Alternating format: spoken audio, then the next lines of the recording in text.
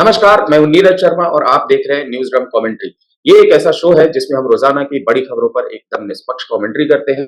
अगर आपको हमारी कमेंट्री अच्छी लगती है तो हमारे वीडियो को लाइक करें, चैनल को सब्सक्राइब करें और नोटिफिकेशन का बेल आइकन दबाना ना भूलें। आप हमें अपने सुझाव वीडियो के कमेंट बॉक्स में भी दे सकते हैं। इस कमेंट्री में हमारा साथ देते हैं हमारे वरिष्ठ सहयोगी, वरिष्ठ पत्रकार और जाने माने राजनीतिक विशेषज्ञ शेखर अय्यर जी। शेखर जी, बहुत बहुत स्वागत है आपका आज की कमेंट्री में। नमस्कार। सर, अरविंद केजरीवाल को आज सुप्रीम कोर्ट ने यूं कहे बहुत बड़ा झटका दिया है।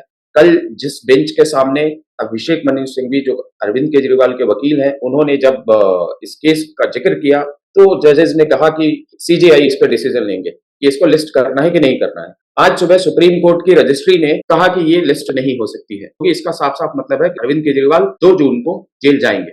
अब यही सुप्रीम कोर्ट कुछ दिन पहले तक इतना मेहरबान था अरविंद केजरीवाल पे, आज क्या हो गया सुप्रीम कोर्ट को? देखिए, जो कारण वेकेशन बेंच ने कहा, वेकेशन से पहले क्योंकि सुप्रीम कोर्ट खोलेगी जुलाई फर्स्ट वीक खोल रही है, तो क्योंकि और समय नहीं है कि जजमेंट दे और ये करे, इसलिए जब ऑर्डर रिजर्व हो गया इसलिए इंट्री बेल में उनको रिलीज किया गया। भाई चुनाव के ये करिए, फिर 2 तारीख अंदर आ जाएगी। तो उसमें भी वेकेशन जज का ये था, भाई ये सवाल आप उस जज के सामने करते, अभी अचानक अब क्यों ले आए, क्योंकि ऑर्डर रिजर्व है, आप ये कीजिए।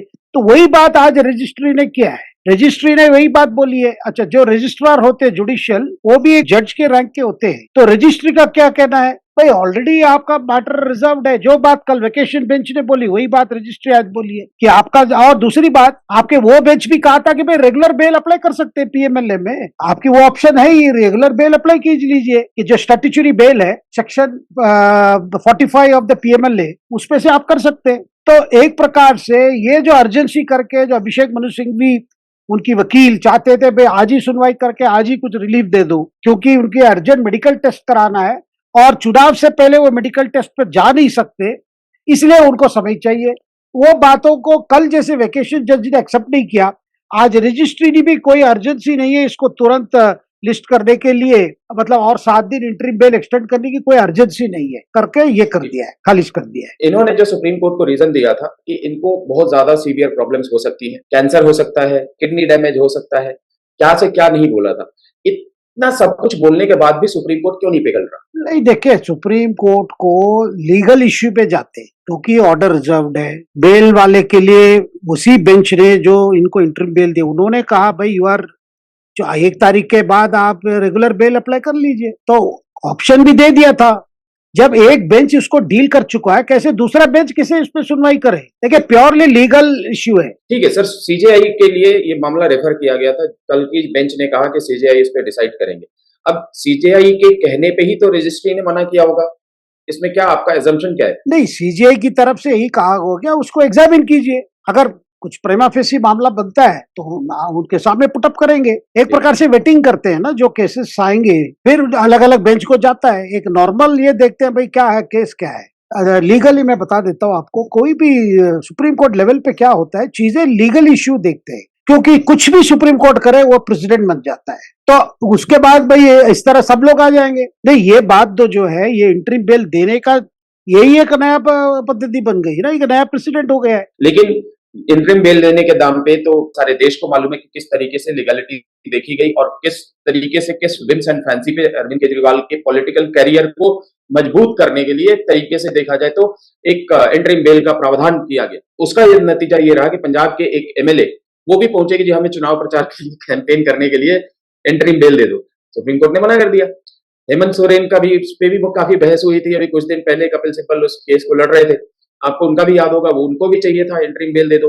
तो ये सुप्रीम कोर्ट का प्रेरोगेटिव हो सकता है, लेना देना नहीं देना। बस मैं खाली आपके उस चीज पे टोकना चाहता था जब आपने कहा था कि कानून या जो भी लीगल एंगल्स होते हैं उनके बेसिस पे सुप्रीम कोर्ट काम करती है। आते हैं सर केजरीवाल जी पे ही। केजरीवाल जी ने आज राजदीप सरदेसाई को एक इंटरव्यू दिया है। उस इंटरव्यू में जो बॉडी लैंग्वेज है और जिस तरीके से इंटरव्यू के क्वेश्चंस पूछे गए हैं, इसके पहले एक पिनाज त्यागी ने इंटरव्यू जब लिया था अरविंद केजरीवाल को, कायदे से अरविंद केजरीवाल को पानी पिला दिया था। आज अरविंद केजरीवाल काफी कॉम्बेटिव मूड में दिखे। हालांकि राजदीप सरदेसाई ने दिखाने के लिए कुछ टफ क्वेश्चंस जरूर पूछे, लेकिन वो सारे इश्यूज जो खास करके सोशल मीडिया में और मीडिया में बातें हो रही है वो उन्होंने उनके सामने पुट अप किए। केजरीवाल बहुत अच्छे डिबेटर है, वो बैठ करके अपनी सारी बातें कह देते और वहां से निकल लेते, फिर उसके बाद फॉलो अप क्वेश्चन नहीं आता है। इस पूरे इंटरव्यू को आपने देखा होगा, आपका क्या आकलन है इस इंटरव्यू का? देखिए, केजरीवाल अपने बातों पर क्या क्या बातें हैं। एक, मुख्यमंत्री पद से इस्तीफा नहीं देंगे। दूसरी, बड़ा कॉन्फिडेंट है कि मोदी जी फिर वापस नहीं आ रहे प्रधानमंत्री के में। तीसरी बात, स्वाति मालीवाल मैटर में कुछ नहीं बोलेंगे। और चौथी बात, उनको लग रहा है उनके साथ इसीलिए हो रहा है क्योंकि वो दिल्ली लोगों के लिए काम कर रहे हैं और मोदी जी चाहते हैं कि आम आदमी पार्टी को फिनिश किया जाए क्योंकि वो दिल्ली लोगों के लिए काम कर रहे हैं। और पांचवी बात कि जो भी रिश्ते अभी बने पॉलिटिकल बात, ये सबसे बड़ी खबर है। नया पॉइंट यही है। ये पांचवी पॉइंट है एक नया पॉइंट। पांचवी पॉइंट क्या है?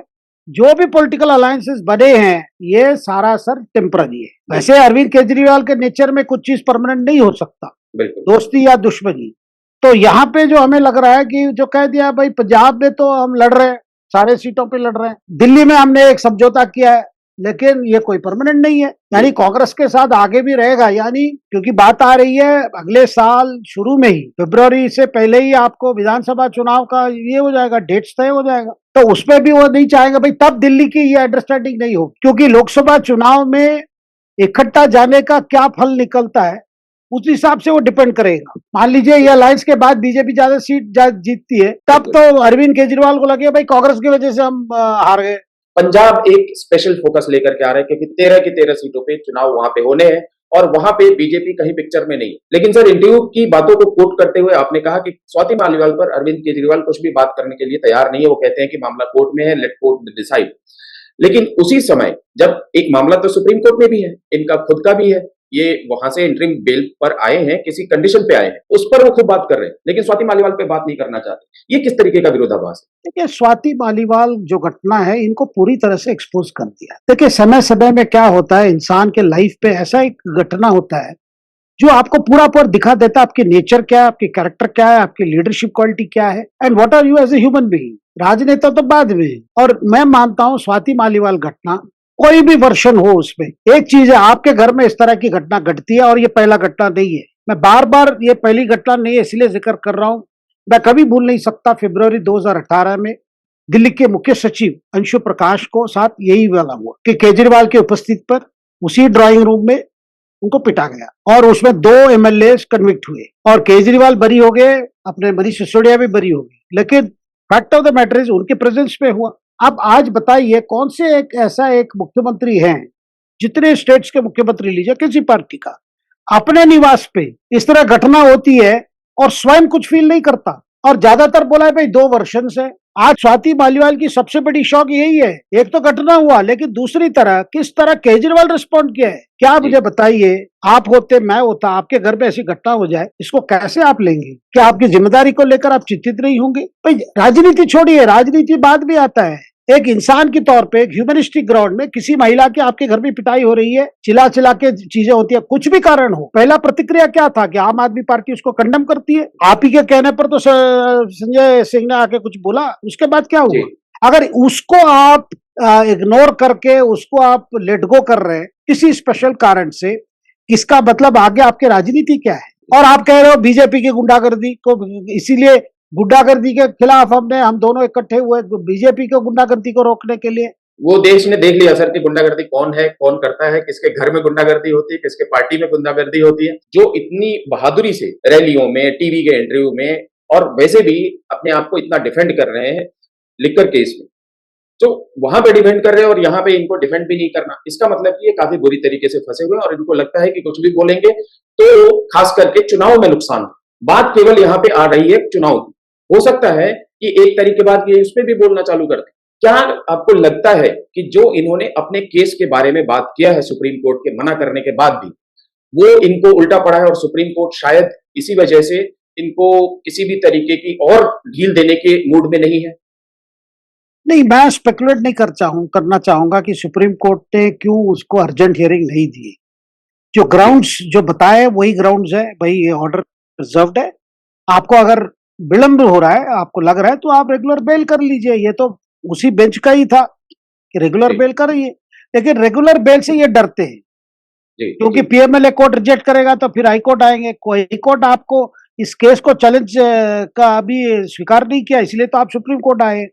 उनको लगता है कि बेल मामले में ये मामला फंस जाएगा, तो वो नहीं चाहते, वो रिस्क लेना नहीं चाह रहे। लेकिन इसीलिए तो क्या है, अरेस्ट को इलीगल बता एक्साइज, रहे हैं। देखिए एक्साइज स्कैम में भी कल भी हमने देखा कि जो स्पेशल कोर्ट है एडिशनल चार्जशीट को अलाउ किया, एडिशनल चार्जेस को भी अलाउ किया है। तो वो उस केस में तो कहीं ना कहीं अरविंद केजरीवाल के आगे मुश्किलें बढ़ सकते हैं। देखिए किसी भी रूप में मुझे नहीं लगता एक्साइज स्कैम वाला मामला, इसमें कोई अरविंद केजरीवाल के लिए कोई आसानी तरीका है कि जिससे वो निकल सकते हैं। क्योंकि जब कविता राव, जो कविता जी, जी। केसीआर के तेलंगाना के पूर्व मुख्यमंत्री के बेटी, उनको जी। भी रिलीफ नहीं मिल रहा है, मनीष सिसोदिया को नहीं मिला, और बाकी जो लोग हैं, जो नायर हैं और बाकी लोग हैं, जिनको भी रिलीफ नहीं मिला है। देखिए जी। केस सीरियस है और इस पे जाके इतनी आसान, लेकिन ये सोच रहे हैं भाई चुनाव में अगर मोदी जी हट जाएंगे तो फिर हम कमांड संभाल लेंगे, ईडी को कहेंगे भाई हमारी केस विड्रॉ करो, जी। या वही मेन डिमांड रहेगी अगर, लेकिन वो सब काल्पनिक है, क्योंकि ऐसा ग्राउंड नहीं है जहां पे कांग्रेस 200-300 सीट लेके आ रही है और ये सब बैठकर एक शासन करेंगे, पहले काम अपने खिलाफ जो भ्रष्टाचार के आरोप है उसी को विड्रॉ कर लेंगे। मुझे नहीं लगता उतनी आसान है। उस पे फैसला कब आने की उम्मीद है? नहीं देखिए, ये तो जुलाई फर्स्ट वीक में जैसे कोर्ट खुलेगा उसके बाद डेट तय की क्या जाए, जुलाई के बाद ही होगा ये, यानी जी। जुलाई फर्स्ट वीक के बाद जब कोर्ट रिज्यूम करेंगे वेकेशन के बाद, तब इसमें ये ऑर्डर आएगी, तब ऑर्डर लिस्ट होगी। जी, तो इसका मतलब ये है कि फ्री फंड के, फ्री फोकट के, बिना किसी प्रोसीडिंग के इनको 1 महीने तो जेल में रहना ही पड़ेगा। लगता तो ऐसा ही है, क्योंकि और मिनिमम। किसी तरह आप कैसे रिलीफ ले पाएंगे, जी। क्योंकि और आप अगर अर्जेंसी चाहे तो अर्जेंसी हुआ नहीं भाई, तो ऑर्डर आएगा तो अगर मान लीजिए केस क्वाश हो जाते तो ऑटोमेटिक वे बाहर आ जाएंगे। सर चलते हैं ओडिशा, जहां के मुख्यमंत्री नवीन पटनायक ऑलरेडी इस राह पर हैं कि वो लॉन्गेस्ट सर्विंग चीफ मिनिस्टर बन सकते हैं। वहां पर उनके एक वीडियो वायरल हो रहा है जिसमें उनका हाथ कांपते हुए दिखाई दे रहा है और वीके पांड्यन उसको कंट्रोल करते हुए दिखाई दे रहे हैं। इसको लेकर के आज पीएम ने भी काफी हमला किया। उन्होंने कहा कि इनकी तबीयत को खराब करने के पीछे कोई साजिश भी हो सकती है, जिसकी जांच करवाई जाएगी अगर बीजेपी सत्ता में आती है तो। इस पर सर आपका क्या कमेंट? देखिए वो वीडियो अपने आप में बड़ा बवाल मच गया, क्योंकि नवीन पटनायक जी का तबीयत ठीक नहीं है, ये काफी भुवनेश्वर में कटक पे सब बात करते रहते हैं, और इसीलिए पांडियन का जो होल्ड है नवीन पटनायक पे, क्योंकि सब कुछ वही करते हैं, एक मीटिंग नहीं है जहां बीके पांडियन उपस्थित नहीं है। अभी जो बातचीत हो रही थी, बीजेपी लीडर जाके नवीन पटनायक से बात करने की कोशिश की, तब नवीन पटनायक बोला पांडियन से बात करो, और माना जा रहा है बीजेडी के अलायंस की जो कोशिश में सबसे बड़े अटकलें लगाए पांडियन। और दूसरी बात, कोई मिल नहीं सकता नवीन पटनायक से बिना पांडियन। आपको याद होगा नीरज जी, जब पिछले साल यानी 2023 में ही हमारे बिहार के मुख्यमंत्री नीतीश कुमार ने अपने साथियों के साथ गए थे नवीन पटनायक से मिलने के लिए, इंडिया अलायंस में जोड़ने के लिए, क्योंकि ममता ने कहा था भाई नवीन से एक बार पूछ लो, उनको भी लेना है ऑपोजिशन अलायंस में। उस अलायंस में जब पहुंचे, बातचीत के लिए पहुंचे नवीन, ये नीतीश कुमार, फिर नीतीश को बाहर बिठा दिया अपने ललन सिंह को, और दूसरे इनके साथ गए थे संजय झा भी थे उनके साथ, जो उनके मंत्री भी है, एमएलसी है, उनको बाहर बिठा दिए, और नवीन पटनायक नीतीश को लेकर अंदर ले गए फॉर लंच के लिए, और उस लंच में केवल 3 लोग उपस्थित थे, नीतीश कुमार, पांडियन और नवीन पटनायक। उसके बाद बाहर आके बोल दिया हमने कोई प्रपोजल डिस्कस नहीं किया विपक्ष के साथ जाने के लिए, और नीतीश को भी बड़ा खराब लगा कि उनकी जो साथी के साथ आए थे उनको बाहर बिठाया गया, और 1-to-1 कॉन्वर्जेशन नहीं हुआ नीतीश कुमार और नवीन पटनायक के, बैठे थे पांडियन। इस बार भी वही बात हो रहा है कि जो बीजेपी बीजेडी जो टॉक्स हुआ सीटों को लेकर, उसमें सबसे बड़े ऑब्स्टिकल पांडियन रहे।